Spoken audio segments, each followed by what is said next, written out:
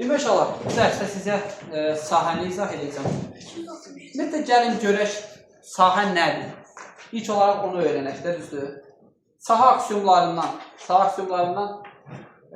başlayaq və davam edək. Birinci məsələ sahənin varlığıdır. Hər bir fiqurun seçilmiş ölçü vahidi ilə müəyyən bir sahəsi vardır, elə deyil. Biz bilirik ki, sahə var. Sahə var və o sahə necə ölçülür, indi ondan danışaq. Sahənin varlığını anladıq. Yəni, hər bir fiqurun seçilmiş ölçü vahidi ilə müəyyən bir müsbət sahəsi var. İndi mən aksiyonları tam birə-bir sözləri ilə deməyəcəm. Sonra, sahələrin bölünməsi var. Yəni, fiqurun sahəsi hər hansı daxil şüası ilə bölündüyü fiqurların sahələri cəminə bərabər olur. Və yaxud da ki, heç bir ortaq nöqtəsi olmayan, ortaq daxili nöqtəsi olmayan iki dənə fiqura ayrılır və onların sahələri cəmi kimi baxılır. Düzdür? Məsələn, biz düşündük ki, sahə var. Düzdürmü? Var olan sahəni bölmək olar. Böldüm. Bax. Bu ümumi A, B, C üçbucağının sahəsi BD. B təpəsindən çıxan BD şüası ilə fiqur 2 hissəyə bölündü. Burada BD fiqurun daxilində məhdudlaşdırmışam. Yəni BD parçası ilə 2 hissəyə bölünür. Alınan A, B, D və D, B, C üçbucaqlarının sahələri cəmi ABC üçbucağının sahəsini verir. Buna deyirlər sahələrin toplanması. Düzdür? Yaxşı, birinci aksiyon nə deyirdi bizə? Kim deyə bilər? Aksiyonları bir-bir desək. Birinci aksiyon bizə nə deyirdi uşaqlar? Baxın, sahənin varlığı aksiyonu, düzdür? Yaxşı, sahənin varlığı aksiyonu nədir? Sahə var. Mən də əvvəlcədən dedim sahə var, elə deyil. Yəni, hər bir fiqurun müəyyən bir sahəsi var və o müəyyən bir ölçü vahidi ilə ölçülür, düzdür? Yaxşı, uşaqlar, burada bir şey bilərik. Deyə bilərsiniz aksiyonları bir-bir, yoxsa mən deyim. Sahənin varlığını kim deyəcək? Yaxşı, de görək. Sahənin varlığı aksiyonunu de. Nətərdir sahənin varlığı aksiyonu? Aksiyon nətərdir? Cavab ver. Bilmirik. Yaxşı, sən deyə bilərsən. Yaxşı, uşaqlar, bilirsiniz əslində utanırsınız. Burada nə var ki? Yaxşı, mən deyəcəm. Birinci aksiyon bax, sahənin varlığı. Demişdim əslində əvvəlcədən də. Dostlar, bir şey deyim sizə. Cavab verməkdə utanmayın. Mən sizə dedim, baxın, kimi sahəni çəkəndə, yəni, ilk dəfə deyil. Sahənin varlığı, hər bir fiqur seçilmiş ölçü vahidi ilə müəyyən bir sahəyə malikdir. Düzdür? Müəyyən bir müsbət sahəyə malikdir. Sahə var. Sahələr toplana bilir. Onu izah elədim burada, düzdür? Kongruent fiqurların sahələri bərabərdir. Düzdür? Var belə aksiyonumuz? Kongruent fiqurların sahələri bərabərdir. Bir də sahə vahidi aksiyomu var. Hər bir fiqurun sahəsi seçilmiş ölçü vahidi ilə ölçülür də, düzdür? Bəli, de görə necədir sahə vahidi aksiyomu? Tərəfə olan kvadrat. Aha, de. Sahəsi A kvadratına bərabər. Aha, bəli. Yəni, tərəfi A olan kvadratın sahəsi A kvadratına bərabərdir. Yəni, bu nə deməkdir uşaqlar? Bu deməkdir ki, bizə bir kvadrat verilir və onun tərəfi A vahiddir. Vahid yox, A ölçü vahidi. Görürsünüz? Bayaq sinifdə də dedim sizə. Vahid başqa şeydir. Biz uzunluqdan danışırsa ölçü vahid, uzunluq vahid. Kvadrat vahid. O vahiddir ki, ölçü vahiddir. Santimetr, millimetr. Görürsünüz? Yaxşı. Hər bir fiqurun özünün ölçüləri var da, düzdür? Kvadratın bizə bir kvadrat verilir belə. Düzdür? Kvadratdır mı? Bunun tərəfi A-dırsa, bunun sahəsi nə olacaq? S bərabərdir. A vur A bərabərdir A kvadratı. Bunları da üstünə birlər toplandı. A kvadratı oldu. Ölçü vahidlərində də elədir. Santimetr, santimetr, santimetrin kvadratı. Düzdür? Kub olanda həcm vahidlərində kub olur. Onun da səbəbi odur. Başa düşdür? Yaxşı, uşaqlar. Bu sahəni gəlin anlayaq. Bildik, artıq bunun tərəfi tutaq ki 4 santimetrdirsə, bunun sahəsi olacaq 16 santimetr kvadratı, düzdür? Yaxşı, bu sahə nədir? Sahənin nə olduğunu bilmək üçün, yəni necə ərsəyə gəldiyini bilmək üçün bizə uzunluq vahidləri lazımdır. Uzunluq vahidlərini bilsək, tərəflərin uzunluqlarını bilərik, düzdür? Və ona görə biz dedik ki, kvadratın sahəsi necə tapılır? Tərəfə vururuq, düzdür? Bu hardan gəldi ki? Necə oldu ki?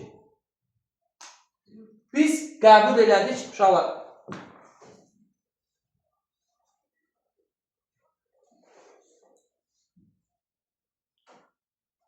Bax, bu fiquru qəbul elədik. 1 santimetr, 1 santimetr, 1 santimetr, bu da 1 santimetr. Düzdür? Bax, bu gördüyünüz bu 1 santimetrlik, tərəfləri 1 santimetr olan kvadrat var ha burada. Bunun, bax, bu xəttlərin məhdudlaşdırdığı bu ərazi tərəfi 1 santimetr olan kvadratın sahəsidir. Düzdür? Bax, bu ərazi 1 kvadrat santimetrdir. İndi ümumi kvadrat, yenə deyirəm uşaqlar, uzunluq vahidlərini axtarmarıq. Bayaq sizə sinifdə də dedim. Uzunluq vahidlərini axtarmırıq. Bu hardan gəldi, necə gəldi. Bunu belə qəbul elədilər sadəcə. Bunlar qəbul olunmalardır. Anlaya bildik? Sahədə amma hardan gəldiyini araşdırarıq. Necə araşdırarıq? Bax, 1 santimetrlər. Bu A-dır, düzdür? Bunun içində A qədər, bax, bu kvadratlardan neçə sayda yerləşir? A sayda. Və burada A olduğu üçün, burada da artıq göstərin, baxın uşaqlar. Burada da beləcə A sayda kvadrat yerləşəcək, düzdür? Və burada da belə, nəticədə nə olacaq? Bu tam da olacaq, düzdür?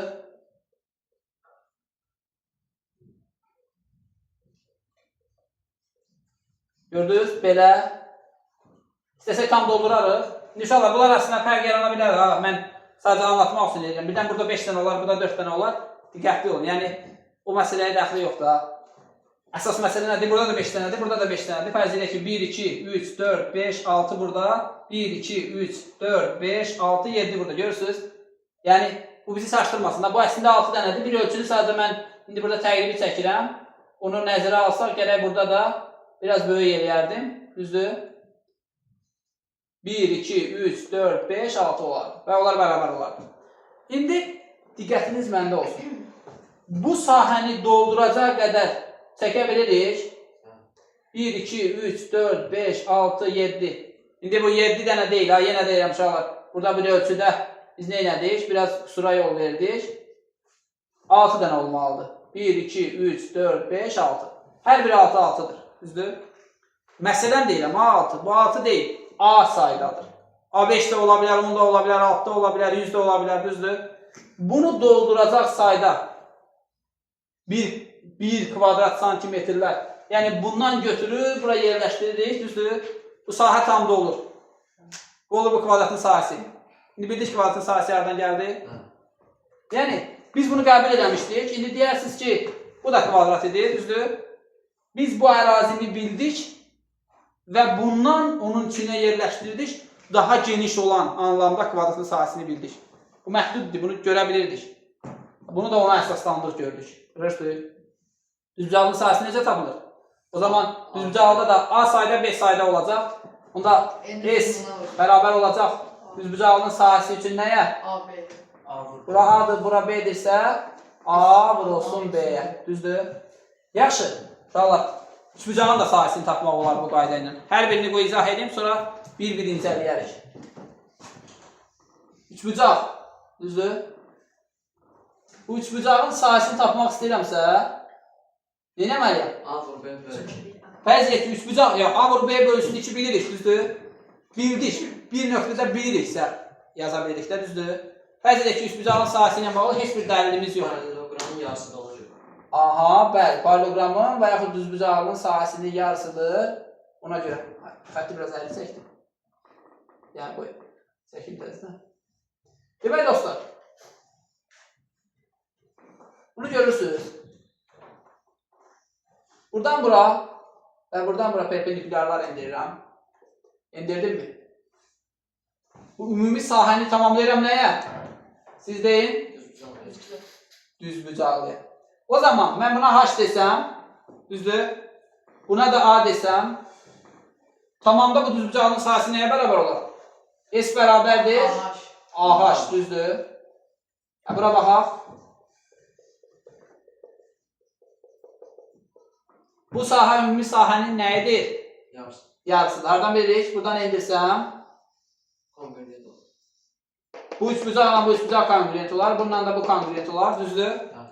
Ümumi sahənin yarısı. Ona görə də bu düzbucağın sahəsi idi. Elə deyil. Bunun içində mən A, B, C kimi adlandırsam, digər təpələri qoymadım. Sadəcə olaraq göstərdim. Kənan, A, B, C üçbucağının sahəsini tapmaq üçün bu hündürlükdən, düzdür? Bu hündürlükdən, çünki buradan bunlar paralel xəttlərdir. Bunlar arasındakı məsafə ilə bunlardır, düzdür? Ona görə S üçbucaq A, B, C bərabərdir nə olacaq? AH bölü 2. Aha, Yəni 2-də 1. A, H bölünsün 2 və yaxud 2-də 1 AH eyni anlamdır. Dostlar, belədir. Yəni sahə belə ərsəyə gəlir. Sahə hardan gəlir? Oradan və buradan. İndi buradakı məsələni yenə vurğulayıram uşaqlar. Mən burada şəkillər çəkəndə ola bilsin nəsə qaçışdıq, sonradan düzəltdik. Hər biri 6 olmalıdır. Sözdür. 6 burada etalon deyil ha. 7 də ola bilər, 100 də ola bilər, 1000 də ola bilər. Əsas odur ki, yəni bu kvadrat vahiddən bura nə qədər yerləşdirə bilirəm? Eyni uzunluğuna eyni olmalı. Kvadratsa eyni uzunluğu eyni olmalıdır. Düzbucaqlıdırsa fərqli yerləşdirə bilərsən. Amma onu dolduracaq qədər bir kvadrat vahidlər olacaq nə? Onun ümumi sahəsi. Burada santimetr də ola bilər, millimetr də ola bilər, metr də ola bilər, kilometr də ola bilər. Sahənin böyük və kiçik olmasından asılıdır, elə deyil. Yaxşı, gəlin uşaqlar, indi tək-tək incələyək də. Birinci başlayaq paralelogramın sahəsindən. Düzdür? Kitabımızda da birinci paralelogramın sahəsi verilib. Biz də elə birinci paralelogramın sahəsindən başlayırıq. Əslində, belə deyək də, qısa izah vermişik. Biz bunlardan belə deyək, nəticə çıxararaq paralelogramın sahəsini rahatlıqla tapa bilərik. Diqqətlə baxırıq. Paralelogramın sahəsini tapmağa çalışırıq, düzdür? Bizə fərz edək ki, belə bir dənə paralelogram verilib. Biz onun sahəsini axtarırıq. Belə. Belə bir addım atacam, dostlar. Düzbucaqlıya tamamlayır. Ay, sağ, nə edirik? Düzbucaqlıya. Düzbucaqlıya tamamlayırıq. Sol tərəfindən kəsib sağlayırıq. Düzbucaqlıya tamamlayırıq, düzdür? Və uşaqlar, biz 7-ci sinifdə keçmişdik də üçbucaqların kongruentlik əlamətlərini, düzdür? İndi diqqətlə baxsaq, bu bucaq bu bucağa bərabərdir. Hardan? Paralellər və kəsən, düzdür? Hansı bucaqları bunlar? Çarpaz bucaqlar, bəli, daxili çarpaz bucaqlar. Eyni şeyi burada da göstərə bilərəm. Göstərə bilərəm. Bu bucaqla bu bucaq, paralelogram bucaqları da qarşı bucaqlar bərabərdir. Sonra, bu bucaq 90 dərəcədir. Bu bucaq da eyni zamanda perpendikuların bir tərəfə endirilmiş perpendikulardır da, buradan düzdür. 90 dərəcə əməl gətirir. Hə, indi nəyə baxırıq? Üçüncü bucaq heç aradan bərabərliyin ala bilməsək belə, bərabər olmaq məcburiyyətindədir. Niyə? Niyə məcburiyyətindədir? Bucaqların daxili bucaqların tərəfi nə qədərdir? 180 dərəcədir, düzdür? 180 dərəcədirsə o zaman biz nə deyirik? Üçüncü bucağın da bərabər olduğunu deyə bilirik. Əslində bizə 2 dənə bucaq kifayət edir. Sadəcə olaraq bunu da deyə bilərəm uşaqlar. Bax, müxtəlif cür deyə bilərəm. Bu tərəf bu tərəfə bərabərdir. Düzdür? O zaman bir tərəf və ona bitişik 2 bucaq uyğun olaraq o bir üç bucaqda bir tərəf və ona bitişik 2 bucağa bərabərdir. Hansı əlamət? B, T, B. Düzdür? Elə bu bizə bəhs edir. Bunu buradan da yanaşa bilərdim əslində. Buradan da yanaşa bilərdim. Hündürlüklər, paralel xəttlər arasındakı məsafə bərabərdir də, elə deyil, onu bilirik.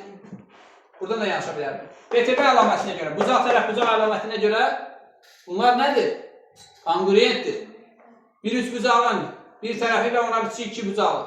Uyğun olaraq o bir üç bucağın bir tərəfinə və ona bitişik iki bucaqlar konqruentdirsə, bu üç bucaqlar konqruentdir.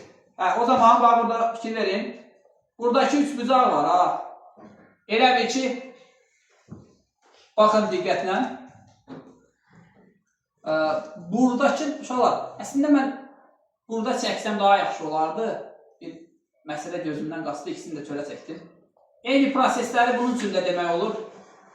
Eyni prosesləri bunun üçün də demək olur. Bu bucaq, bu bucağın bu bucağa bərabər olmasından, bu bucağın da buna bərabər olması, yəni bunu da göstərmək olur. Və yaxud bu bucağın bu içəridəki üç bucağa da konqruent olduğunu göstərmək olur. Qısası, bunu, bu boş yer var ha, yeri özüm yaratmışam. Bunu kəsib bura qoysam, tamamlanır bir üç bucağa. Mən bura A, B, C, D desəm, bura H, burada F olsa, o zaman A, B, F üç bucağını kəsib bura qoysam, konqruentdir. Yenə deyirəm, uşaqlar, mən çöldə çəkdim. Tam izah vermək üçün bu bucağı tamamladım, düzdür. Əslində, belə yox, belə tamamlamalıydım. Belə tamamlamalıydım, daha rahat olardı. Bəlkə də elə də alındırarıq, amma orada artıq sahələrimiz yaranır da, biraz başımız ağrıyacaq. Bunu görə bildik. Bunu eyni ilə götürüb qoydum bura və buradakı sahəyə baxın. Oldu nə? Düzbucaqlı, düzdür. Düzbucaqlının sahəsi necə tapılır? Buna H desəm, buna A desəm, S bərabər olacaq bu eni, yəni H, uzunluğu A. A, H. İndi gəlin, baha görək. Biz nəyi sübut elədik? Sübut elədik ki, bu paralelogramdan bu üç bucağı kəsib bura qoysam, bu boşluq yerə, özüm yaratdığım bu sahəyə qoysam, nə alınacaq? Düzbucaqlı alınacaq, düzdür? Mən onu təkrar bura qaytarsam, paralelogram alınır da, düzdür? Düzbucaqlı sahə nə qədərdir? AH. O zaman bu paralelogramın sahəsi də nəyə bərabər olacaq? Elə AH-a bərabər olacaq. Paralelogramın sahə düsturunu bildik. Tərəf və ona çəkilmiş hündürlük. Anlaya bildik? Yaxşı. Başqa cür necə tapmaq olar paralelogramın sahəsini? Bəzilərini konkret düstur şəklində deyəcəm və hər birini izah eləsəm, biraz vaxtımız çox gedəcək. Misallarımız da olacaq. Ya, paralelogramın sahəsində birində deyirəm, Heron yox. Heron üçbucaqlara aiddir. Üçbucağın sahəsini izah edəcəm. Kitabın sadəcə arcılığına görə getdim. S bərabərdir. A vurulsun, B vurulsun, sinüs alfa. Nə deməkdir? Dostlar, deyirəm, yadımızda olsun. Hər kəs bura baxsın. Bura alfadır, bura A'dır, bura B'dir. Düzdür? S sahə bərabərdir. A vurulsun, B vurulsun, sinüs alfa kimi hesablanacaq. Sinüs alfa nədir? O haqda. Tərəfə dərəcəyə vuracaq. Hə? Tərəfə dərəcəyə vuracaq. Tərəfi tərəfə vurarıq. Sinüs alfa. Düstur kimi yadımızda olsun. Siz 8-ci sinifsizdə hələ bucağın trigonometrik funksiyalarını keçməmişsiniz. Trigonometrik nisbətləri keçməmişsiniz. Ona görə bizə biraz ağır gələ bilər. Dərhal yerindəcə izah edirəm. Yəni, buna yetəri qədər. İki bucaqların sinüs, kosinüs tangensini. Dostlar, bura A'dır, bura B'dir, bura C'dir, bura düz bucaqdır. Üç bucaq, düz bucaqdır. Buna alfa desəm, sinüs alfa bərabərdir nəyə? Qarşıdakı katetin A'nın C'yə, hipotenuza nisbəti. Kosinüs alfa nəyə bərabərdir? Bitişik katetin C'yə nisbəti. Və B'nin C'yə nisbəti. Tangens alfa nədir? Tangensdə yazırlar, TC də yazırlar. Tan yazsaz daha yaxşıdır. Çünki kitablarımız hazırda elə yazır. Dostlar, qarşıdakı katet, düzdür? Bu da bitişik katet. Bucaqdan danışıram, bu bucaqdan danışıram. Bunun qarşısında dururam, buna bitişik B'dir. Kəlam, o zaman nə yazacaqsan? Qarşıdakı katetin bitişik katete nəyə? B-yə olan nisbəti. Bizə nəyi verəcək? Tangens alfanı verəcək. Dostlar, biz burada bildik indi sinüs, kosinüs, tangens nədir? Və sən artıq bunları biləndən sonra sinusun bucaqlarda qiymətini bilirsən. Məsələn, sinüs 30 dərəcəli bucaq üçün 2də 1-dir. Sinus 60 dərəcəli bucaq üçün kökdə 3 bölünsün 2-dir. Sinus 45 dərəcəlik bucaq üçün kökdə 2 bölünsün 2-dir. Düzdür? Çox yaza bilərik. Sinus 90 dərəcəlik bucaq üçün 1-dir. Bunları biləndən sonra bunu əzbərləyərik. Hələ ki, onları qarşıda öz dərsimizdə daha dərindən öyrənərik. Hələ ki, biz sahənin bu hissəsinə toxunmarıq. Amma var deyə dedim. Xəbərdar olasınız. Başa düşdük. Sonra poliqramın sahəsini başqa cür necə tapmaq olar? Başqa cür də tapmaq olar. Kiçik hündürlük var, bir də böyük hündürlük. Aha. Aha, bir ölçü ilə dedim. Əla. Yaxşı yadıma saldın onu da. Bəlkə də mənim gözümdən qaçacaqdı. Kiçik hündürlükdən o tərəfə çəkilmiş. Aha. Çəkilənə Bir bunun böyük tərəfinə kiçik hündürlük çəkilir. Kiçik tərəfinə böyük hündürlük çəkilir də, düzdür? Elə deyil. bərabər olur buranın. Vuranda nə olur? Bu B tərəfidir, bu A tərəfidir. Buna çəkilən HA-dır, yəni adına görə adlandırırıq. Buna çəkilən nədir? HB-dir. Onda sahə birinə görə necə hesablanar? AHA, o birisinə görə BHB. Düzdür? Olar, olmaz? Olar. Hə, amma mən deyirəm ki, bunun üçün başqa nə yolumuz var? Bu da əslində tərəf və tərəfə çəkilmiş hündürlüklə hesablandı.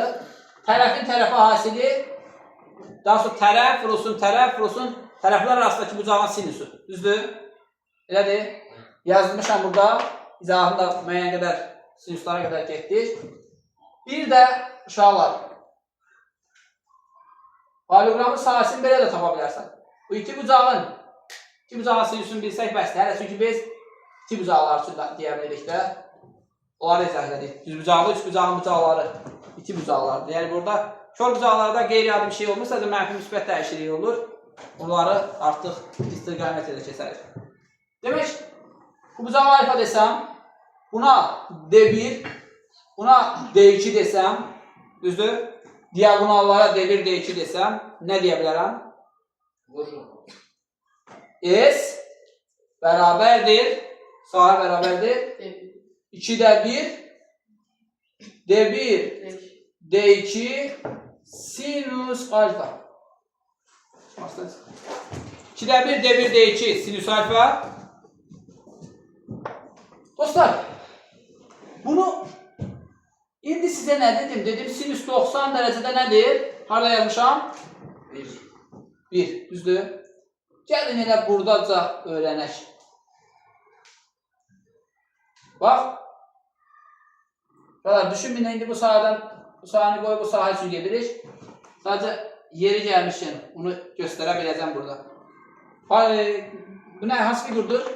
Kvadrat. Düzdür? Tərəfləri bərabər olan və bucaqları bərabər olan dördbucaqlı dairə deyil. Bunun sahəsini tapmaq üçün biz bilirik ki, kvadratın diagonalları bərabərdir. Düzdür? S bərabərdir. D kvadratı bölünsün 2 düsturu var. Var. O düstur hardan çıxır bilirsiniz? Bu düsturdan çıxır. Sadəcə sinusun yerinə nə yazsan? Sinus 90 dərəcədə 1 yazırsan. Bir isə D1, D2 bölünsün 2'dir. Onun D'ləri eyni olduğu üçün, hər iki diagonal eyni olduğu üçün nə yazırıq? D kvadratı bölünsün 2 yazırıq. Yaxşı, paralogramın sahəsi üçün 3 dənə düstur üçün də izah elədim. Tərəf tərəfə çəkilmiş hündürlük, tərəf onlar arasındakı bucağın sinusu, düzdür? İki bucağla izah elədim, kör bucağla demədim. Onu vaxtında deyərik. Sonra digər diagonallar hasilinin yarısı ilə onlar arasındakı bucağın sinusu. Hırsız. Daha doğrusu diagonallar hasili vurulsun onlar arasındakı bucağın sinusu bölünsün 2. İliyəsində eyni mahiyyətdir, necə istəyirsiniz qəbul edin, hə? Sinus var. Bax, biz əslində sinus, kosinus, tangens, kotangensi trigonometriyada dərin öyrənirik. Sadəcə olaraq düzbucaqlı üçbucaq üzərində bucağın trigonometrik funksiyalarının qiymətlərini tapa bilirik. Məsələn, sinüs filan dərəcədə neçədir?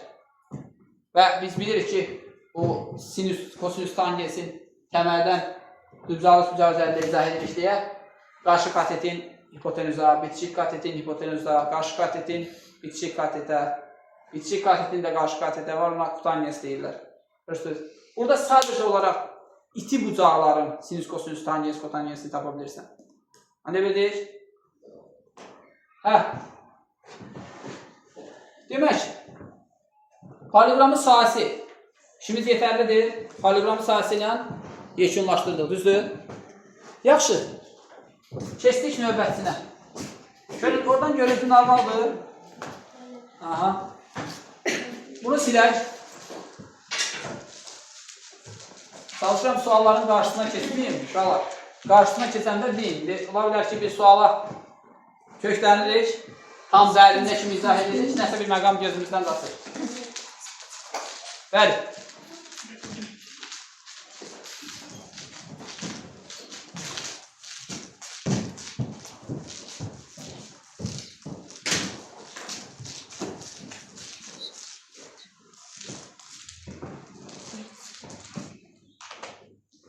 İndi keçək üçbucağın sahəsinə. Əslində uşaqlar üçbucağın sahəsini əvvəldən də izah edə bilərdim. Amma düzbucağının sahəsini, paralleloqramın sahəsini əlaqələndirdik, oradan gəldik. Üçbucağın sahəsinin tapılması üçün artıq düsturu deyəcəm. Biz üçbucağın sahəsinin var olduğunu bildik. Onu da düzbucaqlığı tamamlayıb, onun içini doldura bilərik paletlərlə. O aşağı siniflərdə paletlər öyrənmişdik. Balaca mozaikalardan figuru doldururduq. Yəni, bunlar da o mozaikalardan biridir. Yaxşı, dostlar, bunun sahəsini tapmaq üçün birinci düstur, birinci qayda. Tərəf A-dır, buna çəkilmiş hündürlük H-dır.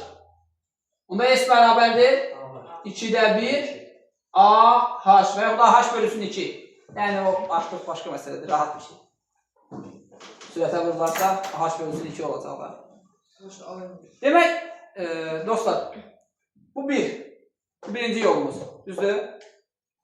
Biz bu sahəni paralleloqrama tamamlayıb, ya da düzbucaqlığı tamamlayıb da danışa bilərik də, elə deyil. O zaman biz nə edirik? Deyirik ki, AH deyildi, AH bölüsün 2 də bunun yarısı olacaq da. Yəni, istənilən üçbucağı bir düzbucaqlığı tamamlamaq olar. Orada nə demişdik?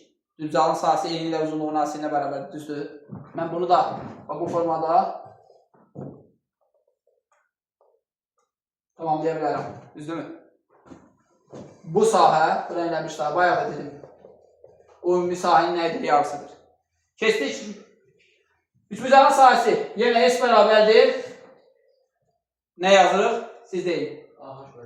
Bayağı mən yazdım ki, A, B, sinüs alfa. Paralleloqramın sahəsində, düzdür?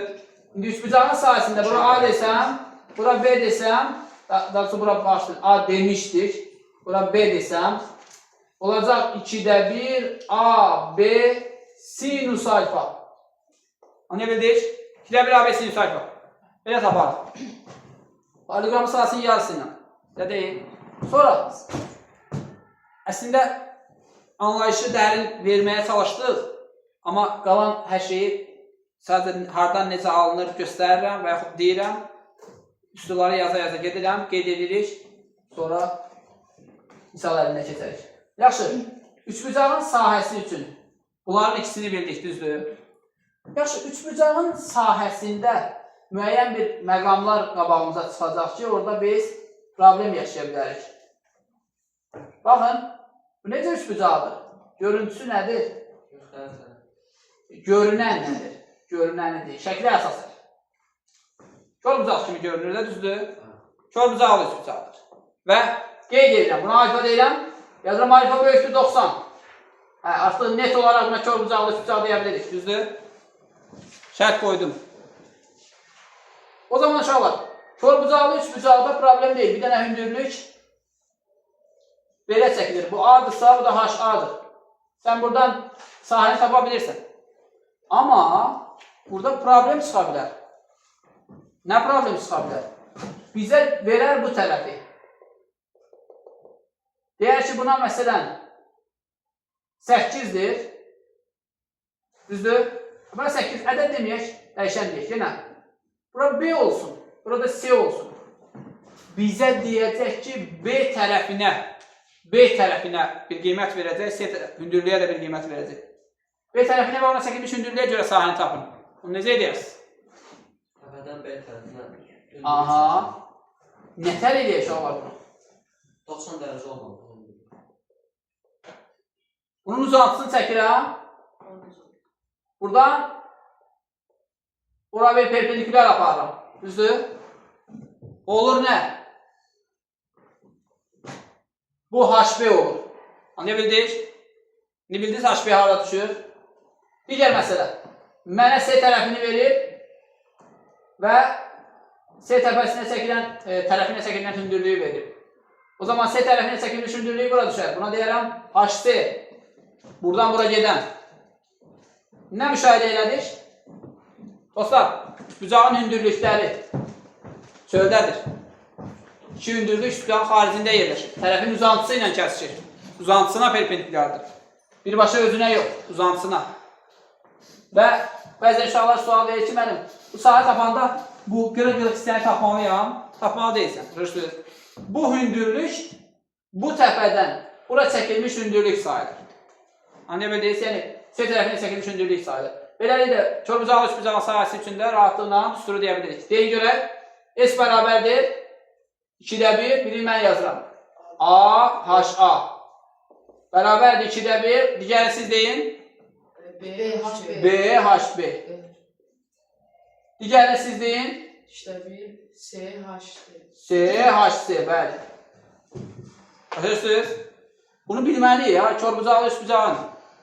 Hündürlüklər məsələsi başqa söhbətdir. Üçbucaqlar mövzusunda danışmışdıq. Amma yenə sahələrdə xatırladıram, yəni biləsiniz. Bunun hündürlükləri xaricində kəsişir, uzatsam belə, bu da uzansa belə, bu da uzansa, gəlib burada kəsişəcək. Düzdür? Hansının hündürlükləri hara düşür? 2 dənə hündürlük çöldədir, körbucaqlı üçbucaqlar. Bir dənəsi daxilində yerləşir. Düzbucaqlı üçbucaq verilsə bizə, uşaqlar. Düzbucaqlı üçbucağın sahəsini necə taparsınız? AB bölük. Hə? Bəli. A nədir, B nədir? A hündürlük. A da hündürlükdür, B də hündürlükdür. Eyni zamanda düzbucaqlı üçbucaqda bunlara nə deyirlər? Katetlər. Buna nə deyirlər? Hipotenuz. Düzdür? Dostlar, S bərabərdir. A vurulsun, B bölünsün 2. Dolayısıyla bu da bu düzbucağının sahəsinin yarısıdır da. Anlaya bildik? Tam dərk edə bildik? Yəni düzbucaqlı üçbucaqda da çaşmıyor ha. Sahə ilə eyni şey. Orada nədirsə burada da oldu. Bir şey bilək, düzbucaqlı üçbucağın hündürlükləri, bir də hündürlükləri xatırlayaq, sahədə olsa da hündürlükləri xatırlayaq. 2 dənə hündürlük nədir? Katetlərdən ibarətdir. 3-cü hündürlük bəs? Hipotenuzda çəkilmiş hündürlük. Yeri gəlmişkən, bəzən məsələlərdə deyir ki, hündürlükləri təpə nöqtəsində kəsişən üçbucağın filan, nəsə deyir. Düzdür?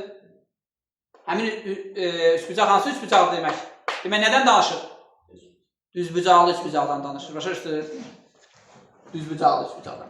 Əgər o sözü cümlədə işlədirsə, yəni orada şərtdə işlədirsə, demək düzbucaqlı üçbucaqdan danışmaq. Demək istəyir ki, mən düzbucaqlı üçbucaqdan danışıram. Bax, sən bilirsən, təpə nöqtəsində kəsişən yalnız düzbucaqlı üçbucaqdır. Çünki ikisi tərəfdir. Tərəf eyni zamanda hündürlük rolundadır. Bu tərəf bu tərəfə çəkilmiş hündürlükdür. Bu tərəf bu tərəfə çəkilmiş hündürlükdür. Yəni AB-yə, B-aya perpendikulardır. Başa düşə bildik? Yaxşı, sahəni və üçbucağın sahəsini tərəf və tərəfə çəkilmiş hündürlük anlamında başa düşdük. Tərəflər hasilinin tərəfləri vurulsun, onlar arasındakı bucağı sinusu vurulsun 2-də 1, yəni 2-də 1 onların hasili. Kimi də tapa bildik, düzdür? Onu paralelogramda da izah eləmişdim. Üçbucağın sahəsi üçün başqa düstur da var. Nədir? Heron. Bəli, Heron düsturu var. Bu nədir bəs? Bizə heç bir hündürlük verilmədiyi halda. Bu onları qalsın silməyək. S necə tapılır? O Heron düsturudur. Heron düsturunda nə lazımdır bizə? ABC. ABC. Sadəcə tərəflər olsa bəs edir. Nə edirik? Biz buradan bir dənə balaca P tapırıq. Balaca P nədir ki? AB. Kiçik perimetr. Kiçik perimetr deyəndə perimetrin nəyi nəzərdə tutursunuz? Yarısı. Yarısı, bəli. Perimetrin yarısı. Yəni kiçik perimetr biraz tam anlaşılan söz deyil. Amma beyninizdə elə də saxlaya bilərsiniz, qəbahəti yoxdur. Biləsiniz ki, kiçik perimetr nəyə deyirsən? Perimetrin yarısı. Görürsünüz? Yəni o kiçik sözü orada artıqdır bəlkə də. Amma sən belə dərk edirsənsə, ev yoxdur. Hələ ki belə yadda saxla, birazdan başa düşərik. Perimetrin yarısı. Yarım perimetr. Bunun adı əslində nədir? Yarım perimetrdir. Kiçik perimetr dediğin yarım perimetrdir. O zaman Heron düsturu riyaziyyatçı əmilər birləşdi o vaxt, yoxsa təkcə Heron verdi. Bunu araşdırarsınız. Bir də Heron düsturunun tarixinə baxarsınız. Adı ilə bağlı deyəlim ki, nəsə var orada. P vurulsun, P çıxılsın A, P çıxılsın B, P çıxılsın C. Düzdür?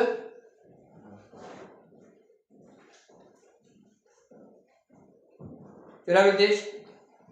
Bu düstura nə deyirlər? Sahənin tapılması üçün Heron düsturu. Düzən sahəsini belə də tapmaq olur. Yaxşı. Dostlar, bunlar bir ailədir, belə deyək. Parallelogram ailəsi deyək bunlara. Sücaq yox ha. Sücaq atarsan ortaya deyərlər, bizə oxşamır. Söz, rədd edərlər. Amma parallelogram ailəsi dediyimiz, parallelogram özü və onun xüsusi formaları, düzbucaqlı, rom, kvadrat. Bunların sahələrində düsturlar arasında əlaqə var. İndi biz paralleogramı öyrənəndən sonra rombu daha asan, düzbucaqlını daha asan və yaxud düzbucaqlını öyrənəndən sonra paralleogramı tapa bilirik. Bunlar bir-birindən əlaqələndirə bilirik. Amma hamısının sahəsini elə bir düzbucaqlının sahəsindən çıxartmaq. Oradan gəldik, düzdür. Düzbucaqlının sahəsindən paralleogramın sahəsini rahat tapa bilirdik. Kvadratın sahəsini necə tapdım?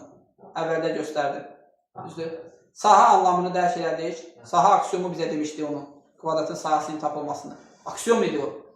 Düzdür. Axtarmırdı o, hardan gəldi. O ilə qəbul olunub. Belə deyirəm, əvvəlcədən mən o sahəni tapanda dedim ki, bu bir dənəsində bu belədir, hamısında anlamı necədir. Biz onu əslində ispat edəmirdik kvadratın sahəsinin elə olduğunu. Göstərməyə çalışırdıq. İspat başqa şeydir. Tam tutabildiniz nə dedim? Biz onu ispat edəmirdik. Sadəcə olaraq göstərməyə çalışırdıq. Onu onsuz da o vaxt riyaziyyatçı əməllər aksiyom olaraq elə qəbul edilmişdi ki, tərəfi A olan kvadratın sahəsi nədir? A kvadratıdır. İndi davam edək. Sahədə problem yoxdur üçbucağın sahəsində. Keçirik. Düzbucağın sahəsi bəsit anlamdır. Hər biri üçün, istənilən dördbucaqlı üçün, S bərabərdir. Bayaq yazmışdım artıq. 2-də 1, D1, D2, sinus alfa düsturu doğrudur. Bu düstur istənilən dördbucaqlı üçün doğrudur. Başa Yetər ki, orada diagonalları biləsən, onlar arasındakı bucağın sinusunu biləsən, taparsan. Taparsan mı? Hə. İndi Heron düsturun anlamını verdik. Nədir, necədir? Hər şeyi göstərdik. Ümumi halda dördbucaqların sahəsi üçün bu düsturu ümumi halda qeyd edin. Yazın ki, istənilən dördbucaqlının sahəsini mücə tapa bilərsən. Düzdür.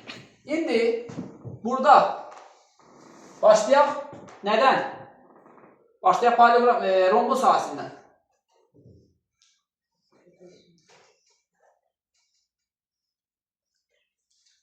Dostum, ailədən danışırıq hələ ki. Parallelogram ailəsidir. Hələ ki oradan çıxmırıq. Bir dənə üçbucağı arada izah elədik. Trapesiyanın sonunda deyəcəm. Diqqətiniz burada olsun. A, bu da A. Düzdür? Bunun da tərəfləri bərabərdir. Buna kvadrat deyə bilərik. Ha? Deyə bilərik. Nə vaxt? Düz bucaq olur. Bucaqlar da düz olandır. Tərəflərin bərabərliyini üstündə qeyd eləmişəm. Şərtdə vermişəm. Amma bucaqları göstərməmişəm. Mən bu bucaqları 90 göstərsəm, Kvadrat. başa düşdünüz? Bu artıq kvadratdır. İndi bəzən uşaqlar deyir ki, mən bu paralleogramı oxşayır axı. Biz orada oxşarlığa önəm vermərik, şərtə önəm veririk. Sözdür. Bəzən də mən uşaqlara deyirəm ki, bəzən sual belə verilir. Şərtə görə. Bəzən yox, əksər vaxt. Amma olur ki, şəklə əsasən. Rastlaşmısınız? Şəklə əsasən. Şəklə əsasən deyirsə, orada şəkil önəmlidir. Anlaya bildinizmi? Şərtə əsasən əldə edirsənsə, şərt önəmlidir. Şəkil, görüntü önəmli deyil. Tuta bildiyi nə dedim? Yaxşı. Bunun sahəsini tapmaq üçün, dostlar, bu özü paralelogramın xüsusi formasıdır. Tərəfləri bərabər olan paralelogramdır. Başa düşdünüz? Amma bucaqları bərabər deyil. Yəni, həm də düzgün deyil. Düzgün figurların nə olur? Tərəfləri və bucaqları bərabər olur. Eyni zamanda buradan düzgün figurlara da bir onlara da bir ipucu verdik. O figurlar düzgündür ki, onların tərəfləri və bucaqları bərabərdir. Bərabər tərəfli 3 bucaq, kvadrat. Başa düşdünüz? Düzgün 5 bucaqlı. Yəni tərəfləri bərabər, bucaqları bərabər olan 5 bucaqlı. Düzgün figur sayılır. Və s. və s. Burada bucaq tutaq ki, alfadır. O zaman A vurulsun, nə? Sinus alfa. Nəyi verir sənə? Bu rombun sahəsini verir. Düzdür? Rombun sahəsini başqa cür necə edə bilərsiniz uşaqlar? Rombun sahəsi də nə kimi? Paralelogramın sahəsi kimi tapıla bilər. Sadəcə fərq nədədir uşaqlar? Rombun hər tərəfinə, buradan bu tərəfə də çəksən, bu tərəfə də çəksən, axı buradır, buradadır, düzdür? Bu H-dır, bu da H-dır. Yəni H-A, H-B məsələsi burada yoxdur. Hündürlüklər bərabərdir. Gələn düzdür? Eynidir hündürlüklər. O zaman sahə nəyə bərabərdir? A, H paralelogramdakı kimi. Romda belə bir düsturda var. S bərabərdir. 2-də 1, D1, D2. Bunlar diagonallardır uşaqlar. Bunun üstündə çəkib göstərirəm, bir də vaxtımız yetməsin. Romun diagonalları bir-birinə perpendikulyardır. Bayaq kvadratın sahəsi üçün düstur çıxartdın. Sən burada sinus alfanın yerinə alfanı 90 yazıb, sinüs 90 dərəcənin də 1 olduğunu bilirsən, o zaman düsturdan bu qaldı da. Bura 1 oldu. Tamamladıq. Paralelogramın bayaqçı kimi də kvadratın sahəsini göstərmişdim orada. Bu rombun sahəsində necə aldığını göstərdik. Yəni bizə bu düsturlar yetərli olur rombun sahəsini tapmaqda. Hər tərəfə çəkilmiş hündürlük. Diagonallar asidinin yarısı. Bir də tərəf, onlar arasındakı bucağın sinusu. Asidi. Düzdür? Onun yarısı 3 bucağın sahəsidir. Bayaq göstərmişdim. O başda var. Paralelogramın sahəsini bildik. Buradan paralelogramın xüsusi forması olan kvadratın da sahəsini orada demişdik əvvəlcədən. Bu da nədir? Hə? Rom. Adını bilirik ki, uşaqlar. Adına cavab verir. Romdur bu. Romun da sahəsinin tapılmasını göstərdim. Qaldı nə? Qaldı bu dərsdə öyrənə biləcəyimiz bir də trapesiya. Düzdür? Trapesiyanın, uşaqlar, onun da anlamını verə bilərik. Necədir, nədir, nədir? Tamamlayaraq həll edərik, düzdür? Bayaq tamamlamışdım, yadınıza gəlir.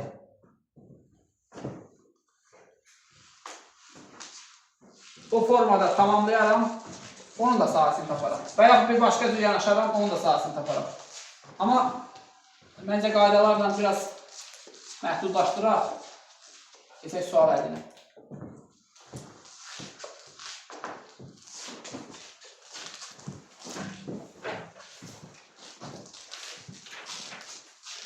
Hələ ki bizə paralelogramın trapesiyanın sahəsini tapmaq üçün 2 dənə dəlil yetərlidir. Nə? Nə bəs edib uşaqlar? A üstə gəlsin, B-ni bilək, bir də bir də hündürlüyü bilək, düzdür? Və yaxud A üstə gəlsin, B kimi verməz, orta xətt verər, düzdür? O zaman da tapa bilərik. Elə deyil?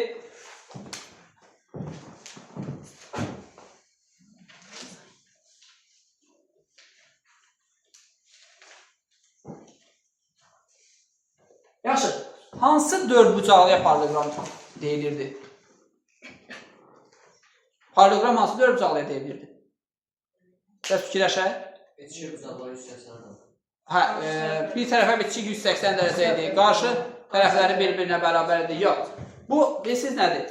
mən elə bil ki, onun özünü soruşuram. Siz artıq onun əlamətlərini deyirsiniz. Özü nədir? Kim deyə bilər? Qarşı tərəfləri bir-birinə paralel olan dörd. Bəli, qarşı tərəfləri paralel olan dördüncü alıya nə deyirlər? Paraleloqram deyirlər, elə deyil. Paraleldirsə, məlum məsələdir, paralel xəttlər arasındakı məsafələr də bərabər qalacaq. Paralel düz xəttlərin paralel düz xəttlər arasında qalan hissəsi bərabər olacaq. Biraz mürəkkəb olmasın ha. Bax, indi düşünməyin ha, oradan gedirik bura, buradan gəlirik bura. Burada bir fərq var, onu göstərməyə çalışıram. Baxın uşaqlar, bu buna paraleldir, bu da buna paraleldir, düzdür? Bunlar paralel, bunlar da paralel olduğu üçün bu hissələrin bir-birinə bərabər olması təbiidir, düzdür? Yəni, mütləqdir ki, onlar bir-birinə bərabərdir. Və o tərəflərə çox getməyək, burada gözləyək. Bunun sahəsini necə taparaq? Bunun sahəsini necə taparaq? Hündürlük seçək. Ha? Hündürlük seçək.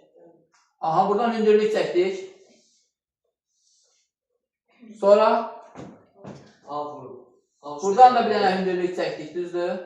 A üstə gəldi, böyle 2 vurur. Neynəyək? A üstə gəldi. A üstə gəlsin, B bölünsün 2, vurulsun H. Niyə elə olur görəsən? Orta xətt. Bir dənə belə bir şeyə baxaq da. Demək, bura hündürlük, burada A, bura B olsun. Qısa istiqamət verəcəm, özünüz gedərsiniz. S bərabərdir. Təbii ki, oturacaqlar cəminin yarısıyla A üstə gəlsin, B bölünsün 2, vurulsun H hündürlük. Bir dənə istəyirəm ki, gələn dərs üçün bu üçbucağın, bu düzbucağının və bu üçbucağın sahəsinə əsasən bunu araşdırasınız. Yaxşı, öz üçün qeyd edeyim, hər kəs qeyd edəsin. Bax, o şəkil üzərində sahə düsturunun araşdırılması, ispatı, testlə qeyd edin. İndi trapesiyanın sahəsini bildik necə hesablanır uşaqlar. Bayaqçı düsturu S bərabərdir 2-də 1, D1, D2, sinus, alfanı bu da özündə saxlayır ha. Bilirsiniz. İndi bu paraleloqram ailəsinə aid olmasa da özlüyündə dördbucaqlıdır. Düzdür? Biz o düsturu ümumi halda dördbucaqlar üçün vermişdik. Bunun sahəsi belə də tapıla bilər. Və yaxud burada uşaqlar biz bilirik də trapesiya mövzusundan A üstə gəlsin, B bölünsün 2 nəyə bərabərdir? Tutacaqlar zəminin yarısı. Orta xəttə. El, düzdür? O zaman kənar sahə nəyə bərabər olacaq? El vurulsun H. Biraz geç tərəfləndin və uşaqlar cavab verdi. El vurulsun H, bəli. Yəni, orta xətt verilmiş halda nə edəcək? Sahəni orta xətti hündürlüyə vurmaqla taparıq. Anlaya bildik? Trapesiyanın sahəsi, üçbucağın sahəsi, kvadratın sahəsi, paraleloqramın, rombun, hər birinin düzbucağın sahəsini izah verdik. Ümumi anlamda sahə nədir bildik? Bildik. Məncə yetərlidir hələ ki. İndi